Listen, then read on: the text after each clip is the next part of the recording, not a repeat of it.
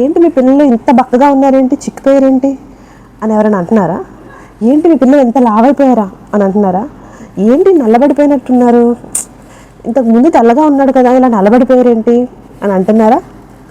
ఏంటి అసలు పిల్లలకి ఏమీ అసలు పెట్టట్లేదా, ఇంత దారుణంగా అయిపోయారేంటి, ఇంత నీరసపడిపోయారేంటి అని అంటున్నారా? సో ఇవన్నీ అనేవాళ్ళు అంటూనే ఉంటారు. ఈ వీడియో కూడా ఒక మదర్కి సంబంధించి, మదర్ అయిన తర్వాత ఏవైతే మనం మెంటల్గా ఫీల్ అవుతామో దానికి సంబంధించి నేను చెప్తున్నాను. సో వీడియో చివరి వరకు చూడండి. ఈ వీడియో చూస్తున్న వాళ్ళందరూ తప్పకుండా మీకు తెలిసిన ప్రెగ్నెంట్ విమెన్కి అలాగే తల్లులకి ఖచ్చితంగా మీరు షేర్ చేయండి. వాళ్ళ లైఫ్లో ఖచ్చితంగా మదర్ అయిన తర్వాత ఇవి ఫీల్ అయ్యే ఉంటారు. అండ్ నేను చేసిన మిస్టేక్స్ ఎవరు చేయకుండా ఉండాలని ఇన్ఫర్మేటివ్ వీడియో కింద మీకు పెడుతున్నాను. సో మనకి పెళ్ళి అయిన తర్వాత ఒక లైఫ్ ఉంటుంది, అమ్మాయికి పెళ్ళికి ముందు ఒక లైఫ్ ఉంటుంది. సో ఈ రెండు లైఫ్స్ కంటే మెయిన్ మనం తల్లి అయిన తర్వాత వచ్చే లైఫ్ ఉంటుంది తెలుసారా, కంప్లీట్గా డిఫరెంట్గా ఉంటుంది అనమాట.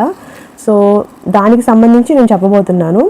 సో నేను మదర్ అయిన తర్వాత నా ఎక్స్పీరియన్స్ ఎలా ఉంది, అందరికీ అలా ఉంటుందా లేదా అనేది నాకు తెలియదు. బట్ నేను ఏమి చేంజెస్ అనేది చూశాను, ఫిజికల్గా అవనివ్వండి, మెంటల్గా అవనివ్వండి, నేను ఏం చేంజెస్ చూశాను అనేది నేను మీకు ఇప్పుడు చెప్తాను.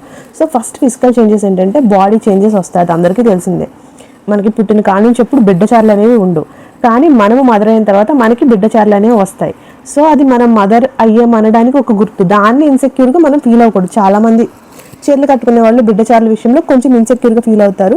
అస్సలు మనం అలా ఫీల్ అవ్వాల్సిన అవసరం లేదనమాట. ఎందుకంటే ప్రతి ఒక్కళ్ళు, బిడ్డల కన్నా ప్రతి ఒక్కళ్ళకి అది ఖచ్చితంగా జరిగే ఒక ఫిజికల్ చేంజ్. సెకండ్ ఏంటంటే బాడీ అంతా లావ్ అవుతాం. అంటే కొంచెం మనకి బ్రెస్ట్ ఫీడింగ్ టైంలో బాగా ఎక్కువ లావ్ అయిపోతాము. అది కూడా చాలా కామన్ థింగే, మనం లావ్ అయిపోతాయి, ఫేస్ ఫీచర్స్ కూడా చాలా చేంజ్ అయిపోతాయి. కానీ మనం ఇది అదే కంటిన్యూగా లైఫ్ అంతా ఉంటుంది అని మనం అనుకోకూడదు. మనం కొంచెం మన బేబీకి ఒక 3-4 years వచ్చిన తర్వాత మన మీద మనం కొంచెం శ్రద్ధ పెట్టుకుంటే యాజ్ యూజువల్ మళ్ళీ నార్మల్గా అయిపోతాము. సో చాలామంది బాగా లావ్ అయిపోయాము అని కూడా ఇన్సెక్యూర్గా ఫీల్ అవుతారు. నేను కూడా అలాగే ఫీల్ అయ్యాను. మా బాబుకి ఒక 7-8 months టైంలో బాగా లావ్ అయిపోయాను. అమ్మో ఏంటి ఇంత లావ్ అయిపోయాను అన్న ఫీలింగ్లో ఉండేదాన్ని అనమాట. కానీ మనం ఆ ఇన్సెక్యూరిటీ అనేది ఫీల్ అవ్వకూడదు. ఎందుకంటే మనం మన బేబీకి చాలా దగ్గరగా ఉండే టైం అది. అండ్ మనం తప్ప బేబీకి ఇంకెవరి అవసరం ఎక్కువ ఉండదు. ఎందుకంటే మనమే మిల్క్ ఇవ్వాలి పిల్లలకి. సో వెంటనే వాళ్ళకి ఫుడ్ అనేది కూడా పెట్టాం కదా. సో వాళ్ళు పాలు ఎంతవరకు తాగుతారో అంతవరకు కూడా మనం వాళ్ళకి అవైలబుల్గా ఉంటాం. కాబట్టి ఆ టైంలో వచ్చే బాడీ చేంజెస్ని మనం పట్టించుకోకూడదు. సెకండ్ వచ్చి మనకి మెంటల్ చేంజెస్ అనమాట. మెంటల్ చేంజెస్ ఏంటంటే పోస్ట్ పార్టమ్ డిప్రెషన్ అనేది వస్తుంది. అంటే మన ఎమోషన్స్ అన్నీ చాలా హైలో ఉంటాయి. చిన్న చిన్న విషయాలకు కూడా చాలా ఎక్కువ బాధపడిపోతాము. సో ఆ టైంలో చాలామంది వచ్చేసి పిల్లల గురించి కమెంట్ చేస్తూ ఉంటారు. అలాంటి పర్సన్స్ని మనం కంప్లీట్గా మనం అవాయిడ్ చేయడమే బెటర్. అలా మాటలు కూడా పట్టించుకోకూడదు అనమాట. పిల్లలేంటి ఇలా ఉన్నారు, పిల్లలేంటి అలా ఉన్నారు అని అంటారు కదా, అసలు అవేమి పట్టించుకోవద్దు. పిల్లలు హెల్తీగా ఉన్నారా లేదా, ఆరోగ్యంగా ఉన్నారా లేదా, మీరు ఆరోగ్యంగా ఉన్నారా లేదా అన్నది మాత్రమే మీరు పట్టించుకోవాలి. అంతేగాని దారిని పోయే వాళ్ళందరూ ఏదో అంటున్నారని చెప్పి మనం పట్టించుకోకూడదు. అండ్ ఫస్ట్ టైం పిల్లలు పుట్టిన వాళ్ళకైతే చాలామంది చాలా సలహాలు ఇస్తారు. కొంతమంది నిజంగా నిజాయితీతో వస్తారు, కొంతమంది ఏదో వెటకారంగా ఇస్తారనమాట. సో అలాంటి వాళ్ళని అస్సలు పట్టించుకోవద్దు. తెలిసిపోద్ది మనకి ఎవరు మంచిగా సలహాలు ఇస్తున్నారు, ఎవరు కావాలని మనల్ని దెప్పుతున్నట్టు ఇస్తారని తెలిసిపోద్ది. సో మనకి ఆ టైంలో ఎమోషనల్ బ్యాలెన్స్ కొంచెం తక్కువగా ఉంటుంది. కాబట్టి ఊరికే ఫీల్ అయిపోవడం కరెక్ట్ కాదు, లైట్ తీసుకోవడం. అలాంటి వాళ్ళని నెగిటివ్గా తీసేసుకోవాలన్నమాట. నెగిటివ్ పీపుల్ని దగ్గరికి వచ్చినా కూడాను మనం దాన్ని టాలరేట్ చేయకూడదు. ఇది మెంటల్ హెల్త్ అనేది చాలా చాలా ఇంపార్టెంట్. డిస్టర్బ్ అయిపోతుంది లేదంటే. మెంటల్గా కూడా మనం చాలా స్ట్రాంగ్గా ఉండాలి. ఎందుకంటే మనం ఎంతో కష్టపడి స్ట్రాంగ్గా ఈ ప్రపంచానికి ఒక ప్రాణాన్ని తీసుకొచ్చాం. సో మనం ఇంకెంత ధైర్యంగా ఉండాలి చెప్పండి. సో తల్లి అయిన తర్వాత ఇంకా మనం బలంగా తయారవ్వాలి తప్ప బలహీనంగా ఎప్పటికీ తయారవ్వకూడదు. అండ్ మనకి ఎన్నో స్లీప్లెస్ నైట్స్ అనేవి ఉంటాయి పిల్లలు పుట్టిన తర్వాత. ఖచ్చితంగా అందరూ ఫేస్ చేసే ఉంటారు. ఎందుకంటే న్యూబార్న్ స్టేజ్ నుంచి పిల్లలకి పాలు మాత్రమే మనం ఇస్తాం కాబట్టి పాలు అనేవి ఎవ్రీ 2 or 3 hours ఇవ్వాలి. కాబట్టి మనం నైట్ నిద్రపోవడం అనేది కొంచెం 8 hours స్లీప్ అనేది కంటిన్యూస్గా జరగదు. రెస్ట్ తీసుకుంటాం, బట్ ఏంటంటే కంటిన్యూటీ అనేది ఉండదన్నమాట. బ్రేక్స్గా ఉంటుంది. దీనివల్ల కూడా మనం చాలా మెంటల్గా డిస్టర్బ్ అవుతాము. కానీ తప్పదు, ఎందుకంటే బేబీకి ఫీడింగ్ ఇవ్వాలి, తర్వాత బర్పింగ్ చేయించాలి, మళ్ళీ బేబీకి అనీజీగా ఉంటే చూసుకోవాలి. మనం నిద్రపోవాలనుకున్నా సరే బేబీ అంతా ఓకే అంటే తప్ప మనకి ప్రశాంతంగా నిద్ర పట్టదు. సో మనకి తోడుగా మన పేరెంట్స్ ఉంటారు, ఇంట్లో వాళ్ళందరూ ఉంటారు. కాబట్టి ఆ సిచ్యువేషన్ చాలామంది మనం దాటేయచ్చు. బట్ సపోర్ట్గా లేని వాళ్ళ పరిస్థితి మాత్రం చాలా దారుణంగానే ఉంటుంది. ఎందుకంటే ఆ ఫేజ్ అనేది కొంచెం కష్టమే. ఎందుకంటే మనం చిన్నప్పటి నుంచి కరెక్ట్గా కంటిన్యూస్ స్లీప్ అవర్స్ అనేవి ఉంటాయి, ఎక్కడ బ్రేక్ డౌన్ అనేది అవ్వవు. ఒకవేళ అయినా కూడా ఎప్పుడైనా వర్క్ స్ట్రెస్లో 1-2 అలా జరుగుతాయి తప్ప ప్రతిరోజు అనేది జరగదు. కానీ పిల్లలు పుట్టిన తర్వాత అలా కాదు, కంటిన్యూషన్ స్లీప్ అనేది ఉండదన్నమాట. ఇప్పటికీ నాకు మా బాబుకి 1.5 year దాటి 2 years వస్తున్నా కూడా ఇంకా మిడిల్లో లెగుస్తాడు, ఏడుస్తాడు, మళ్ళీ మనం లెగుస్తాం. ఇదంతా సహజం అనమాట.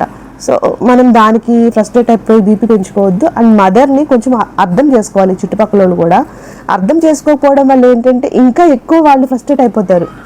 మీరు హెల్ప్ చేయకపోయినా పర్లేదు, కానీ ఒక న్యూ మదర్ ఉంటారు కదా, ఆ మదర్ విషయంలో తను ఏం ఫీల్ అవుతుంది అనేది అట్లీస్ట్ మీరు కొంచెం పాజిటివ్గా తన వైపు ఉండాలి. అది హస్బెండ్ అవనివ్వండి, ఇంట్లో ఫ్యామిలీ అవనివ్వండి, ఎవరైనా సరే కొంచెం అర్థం చేసుకుంటే చాలు, అర్థం చేసుకుంటే సరిపోతుంది.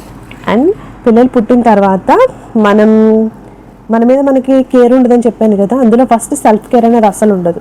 మనం ఎంతవరకు స్నానం చేసి కూర్చొని ఉండడం తప్ప ఒక స్కిన్ కేర్ అనేది మనం ఫాలో అవ్వము, న్యూట్రిషన్ అనేది కూడా ఫాలో అవ్వము. న్యూట్రిషన్ అనేది ఫాలో అవ్వకపోవడం వల్ల నేను చాలా సీరియస్ ప్రాబ్లంలో పడ్డాను. ఏంటంటే బాగా విపరీతమైన నడువు నొప్పి అనమాట. అంటే సీ సెక్షన్ అయిన వాళ్ళందరికీ నడువు నొప్పి వస్తే సహజం. అది నడువు నొప్పి వస్తుందని తెలుసు, నాకేంటంటే ఒక లెవెల్ దాటేసింది, చాలా సివియర్ పెయిన్ అనమాట. మార్నింగ్ లెగిస్తే కనీసం నేను ఒక పక్కకు తిరగలేకపోయేదాన్ని, లెగిసి కూర్చోలేకపోయేదాన్ని, కనీసం నేను అడుగులు కూడా సపోర్ట్ లేకుండా వేయలేకపోయేదాన్ని ఫస్ట్ హాఫ్ అన్ అవర్. తర్వాత మళ్ళీ నార్మల్గా ఉండేది అలా అనమాట. పడుకుంటే గబుక్కులు లెగలేకపోవడం ఇలాంటివి జరిగినాయి. ఏంటంటే నేను అప్పట్లో పాలు కంప్లీట్గా అవాయిడ్ చేసేసి పాలు ఇచ్చినా కూడా తాగేదాన్ని కాదు. మా ఇంట్లో వాళ్ళు పెట్టడానికి చూసినా నాకు ఇంట్రెస్ట్ ఉండేది కాదనమాట. సో కరెక్ట్ న్యూట్రిషన్ వాళ్ళు పెట్టినా సరే, అన్నం పెట్టినా కూడా కొంచెమే తినేసి మిగతా వదిలేయడం అలా చేస్తాం. అస్సలు మనం అలా చేయకూడదు. తినాలని లేకపోయినా కూడా తినాలి. లేదు అనుకుంటే దాని ఎఫెక్ట్ ఎంత దారుణంగా పడుతుందంటే ఆఫ్టర్ సీ సెక్షన్ మరీ దారుణంగా పడుతుంది. సో ఈ మిస్టేక్ ఎవరు చేయొద్దు. మరీ పత్తం చేస్తారు అందరూ. అప్పట్లో నార్మల్స్ ఎక్కువ ఉన్నాయి కాబట్టి, సీ సెక్షన్స్ వాళ్ళు తక్కువ ఉంటారు, చాలా రేర్ కాబట్టి పత్తలు మరీ ఎక్కువ చేసేసినా అప్పట్లో అంత తెలిసేది కాదు. బట్ ఇప్పుడైతే వెంటనే ఏంటది వాళ్ళకి తెలిసిపోతుంది, బాడీలో చేంజ్ వచ్చేస్తుంది. అంటే సీ సెక్షన్ మెయిన్ అయిన వాళ్ళు మాత్రం న్యూట్రిషన్ విషయంలో అస్సలు కాంప్రమైజ్ అవ్వద్దు, అన్నీ తినొచ్చు అంటారు. సో పత్తం అయితే 1 నెల 2 నెలలు చేయండి, కానీ తర్వాత మొత్తం ఫుడ్ అంతా మీరు తీసుకోండి. పత్తం అని చెప్పేసి మీరు న్యూట్రిషన్ ఫుడ్ తీసుకోకపోతే చాలా డేంజర్ అనమాట. నేను ఆల్రెడీ నడుము నొప్పితో చాలా బాధపడి బయటకు వచ్చాను. తర్వాత కరెక్ట్గా ఫుడ్ తీసుకోవడం, అంత టాబ్లెట్స్ వేసుకోవడం తగ్గిపోయింది. కానీ మన న్యూట్రిషన్ విషయంలో మాత్రం మీరు ఖచ్చితంగా సెల్ఫ్ కేర్ తీసుకోండి. సెల్ఫ్ కేర్ అనేది ఇంపార్టెంట్, వెరీ వెరీ ఇంపార్టెంట్. మనం హెల్తీగా ఉంటేనే కదా బేబీకి మనం మిల్క్ ఇవ్వగలం, వాళ్ళు హెల్తీగా ఉంటారు. ఈ పాయింట్ మాత్రం మర్చిపోవద్దు. నెక్స్ట్ వచ్చేసి స్కిన్ కేర్. అంటే స్కిన్ మీద ఏదో మేకప్ వేసేసుకోండి, స్కిన్ కేర్ బాగా ఎక్కువ ఫాలో అవ్వండి అని నేను చెప్పట్లేదు. బట్ ఏంటంటే బేబీ పుట్టిన తర్వాత మన మీద బాగా ఎంత శ్రద్ధ తగ్గిపోద్దంటే మనం అట్లీస్ట్ మనం పౌడర్ కూడా రాసుకోవడానికి ఆలోచిస్తాం. నేనైతే పౌడర్ కూడా రాసుకునేదాన్ని కాదు, ఎందుకంటే ఎత్తుకుంటాం కదా బర్పింగ్ అది చేయించినప్పుడు బేబీ ఎక్కడ మళ్ళీ బేబీ నోట్లోకి పౌడర్ వెళ్ళిపోతుందో, లేదు అనుకుంటే బేబీకి సంబంధించి మనం ఏదైనా క్రీమ్ రాసుకున్న బేబీ నోట్లోకి వెళ్ళిపోద్ది, ఇబ్బంది అయిపోద్ది అన్న ఆలోచనలో స్కిన్ కేర్ కానీ సెల్ఫ్ కేర్ కానీ అస్సలు తీసుకునేదాన్ని కాదు. బట్టలు కూడా మనం అన్నీ వేసుకుని బేబీకి సాఫ్ట్గా కంఫర్టబుల్గా ఉండే వేసుకుంటాము. సో చాలా సాక్రిఫైస్ చేస్తాము, అది అందరికి అర్థమవుతుందో తెలీదు. మనం క్లోత్ విషయంలో కానీ ఏదైనా సరే మనకి నచ్చినవి ఏమి చేసుకోలేము. చాలామందికి నెయిల్ పాలిష్, నెయిల్ పెంచుకోవడం అంటే చాలా ఇష్టం, గోల్డ్. కానీ అసలు గోల్డ్ నాకు ముందు నుంచి అంతేం లేదు గోల్డ్ పెంచుకోవడం మీద. గోల్డ్ మొత్తం తీసేసేదాన్ని, నెయిల్ పాలిష్ కూడా అంత వేసుకోను ఎక్కువ. సో నెయిల్ పాలిష్ అనేది కూడా ఉండదు పిల్లల విషయంలో మాత్రం. ఇప్పటికీ కంటిన్యూ చేయను, ఎందుకంటే గుచ్చేసుకుంటాయి కదా గబుక్కుని పిల్లలకి అని చెప్పేసి ఆలోచిస్తాము. ఒక చైన్ కానీ జ్యువెలరీ కానీ కూడా వేసుకోవడానికి, ఉంగరాలు కానీ ఏమి వేసుకుంటాకి ఇంట్రెస్ట్ చూపించే వాళ్ళం కాదనమాట. ఎవరైనా సరే అంతే. కానీ అది ఒక స్టేజ్ వరకే, తర్వాత అదే కంటిన్యూ అయిపోతుంది. తెలియకుండానే మనం అలవాటు అయిపోయి కంటిన్యూ అయిపోతాయి, ఏం లేకుండానే వెళ్ళిపోవడం, అలాగా మనం రెడీ అవ్వకుండానే, అది చాలా కామన్ థింగ్ అయిపోద్ది. కానీ మనం అలా చేయకూడదు అనమాట. సో మినిమల్ జ్యువెలరీని మనం వేసుకోవచ్చు, బేబీకి హర్టింగ్గా ఉండకుండా ఉంటాయి కదా అవి వేసుకోవచ్చు. బట్ ఏంటంటే స్టార్టింగ్ స్టేజ్లో అవాయిడ్ చేయండి. కొంచెం బేబీకి కొంచెం ఒక 6-7 months నుంచి వచ్చిన తర్వాత మళ్ళీ మనం మంచిగా వేసుకోవడం, అది మన మీద మనకి మంచిగా కాన్ఫిడెన్స్ రావాలన్నా కూడా మన అపియరెన్స్ అనేది మనకి బాగుండాలి కదా. సో ఇది ఖచ్చితంగా మీరు ఫాలో అవ్వండి. అంటే నెగిటివ్గా తీసుకోవద్దు, పాజిటివ్గా తీసుకోండి. మనం ఫస్ట్ ఎవరైనా సరే మనం నీట్గా మంచిగా కనిపిస్తేనే కదా మన మీద మనకి కాన్ఫిడెన్స్గా లుక్ వైజ్ వస్తుంది. సో ఫస్ట్ అలవాటు అయిపోయి, నాకు స్టడ్స్ అలవాటు అయిపోయి అలాగే కంటిన్యూ అయిపోయింది. స్కిన్ కేర్ కూడా తీసుకోకపోవడం వల్ల స్కిన్ చేంజెస్ కూడా చాలా వచ్చినాయి అనమాట. ఎంత ఒక 5 minutes మన మీద మనం శ్రద్ధ పెట్టుకోవడం, మాయిశ్చరైజర్ రాసుకోవడం, బయటకు వెళ్ళినప్పుడు సన్ స్క్రీన్ రాసుకోవడం, ఇవన్నీ కామన్. ఫేస్ ప్యాక్లా వేసుకోకపోయినా మినిమంగా అయినా సరే మనం మదర్ అయిన తర్వాత కొన్ని ఫాలో అవ్వాలన్నమాట స్కిన్ కేర్ అనేది. సో మనకి పిల్లలు పుట్టిన తర్వాత ఒకవేళ లావైనా మనకి బాడీ మాత్రమే చేంజ్ అయింది, మనం మనసు కాదు అని అంత లెవెల్ ఆఫ్ కాన్ఫిడెన్స్ మనం మెయింటైన్ చేయాలి. చాలా ఇరిటేషన్స్ ఉంటాయి, చాలా కోపాలు తాపాలు చాలా వస్తాయి. అవన్నీ కూడా మనం దాటేసుకుని ఒక లెవెల్కి వచ్చిన తర్వాత మన బేబీ ఎదిగిన తర్వాత అనిపిస్తుంది అనమాట, ఇవంతా క్రాస్ చేసి నేను రాగలిగానా అన్నట్టు అనిపిస్తుంది అనమాట. మదర్హుడ్ అంటేనే అంతే మనం. సో మదర్స్ అందరికీ నేను చెప్పేది ఒకటే, ప్రతి మదర్కి మనం మన పిల్లల మీద ఎంత అయితే శ్రద్ధ మనం చూపిస్తున్నామో మన మీద కూడా మనం అంతే శ్రద్ధ చూపించాలి.